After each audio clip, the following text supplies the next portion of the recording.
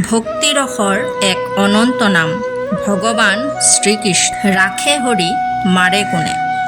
বৃন্দাবন নামে এটি গাঁও আছে য'ত ভগৱান শ্ৰীকৃষ্ণ বাস কৰে। আগতে গাঁওবাসীয়ে ভগৱান ইন্দ্ৰৰ পূজা কৰিছিল। এদিন ভগৱান শ্ৰীকৃষ্ণই গাঁওবাসীক ক'লে, আমাৰ গাঁৱৰ গোবৰ্ধন পৰ্বতটো আমাৰ পালনকৰ্তা। আমাৰ গৰু ছাগলীবোৰ তাত চৰে, ঘাঁহ খায়, আমি তাৰ পৰা ফল মূল আদি পাওঁ, আহাৰ পাওঁ। গাঁৱৰ লোকে তাত খেতি কৰি শস্য উৎপাদন কৰে। গতিকে আমি ইন্দ্ৰৰ পূজা নহয়, আমি গোবৰ্ধন পৰ্বতৰহে পূজা কৰিব লাগে। শ্ৰীকৃষ্ণৰ কথাৰ মতে সকলো গাঁৱলীয়া এতিয়া গোবৰ্ধন পৰ্বতৰ পূজা কৰিব ধৰিলে। এই কথা ইন্দ্ৰদেৱে জানিব পাৰিলে।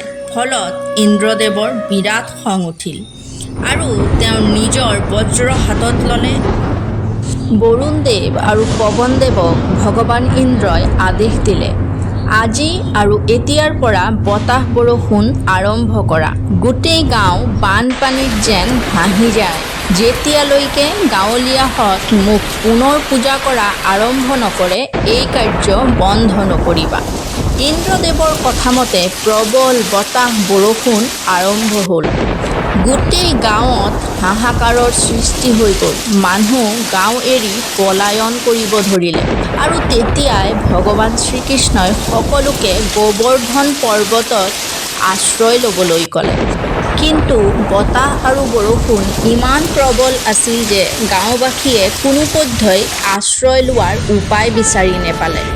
তেনেহেন মুহূৰ্তত ভগৱান শ্ৰীকৃষ্ণই তেওঁৰ লীলা প্ৰদৰ্শন কৰিলে আৰু গোটেই গোবৰ্ধন পৰ্বত নিজৰ কনিষ্ঠ আঙুলিত তুলি ধৰিলে। যত জীৱ জন্তু মানুহ আদি পৰ্বতৰ তলত আশ্ৰয় ল'লে। দিনৰ পাছত দিন একেলেঠাৰিয়ে ৮ দিন ইন্দ্ৰদেৱে নেৰা নেপেৰা বৰষুণ দিলে। কিন্তু অৱশেষত ৮ দিনৰ অন্তত ইন্দ্ৰদেৱ হাৰ মানিল আৰু স্বীকাৰ কৰিলে যে সঁচাকৈয়ে গোবৰ্ধন পৰ্বত শ্ৰেষ্ঠ। বৰষুণ বন্ধ হ'ল। গাঁওবাসীৰ আনন্দ উল্লাহৰ সীমা নাথাকিল।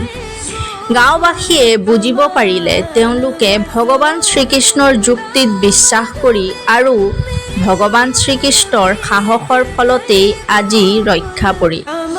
আমাৰ সমাজত আজি সাহস, বিশ্বাস আৰু যুক্তিৰ অভাৱ। আমাক ভাগৱত গীতাই শিকায় কেনেকৈ যুক্তি, বিশ্বাস আৰু সাহস অটুট থাকিলে নিয়তিয়েও হাৰ মানে। আমাৰ বাছনিটো সঠিক হ'ব লাগে, তেন্তে আমি কেতিয়াও বিপদত নপৰোঁ। কথাটো মন কৰিব। লগতে কমেণ্ট বক্সত কমেণ্ট কৰিবলৈ নেপাহৰিব।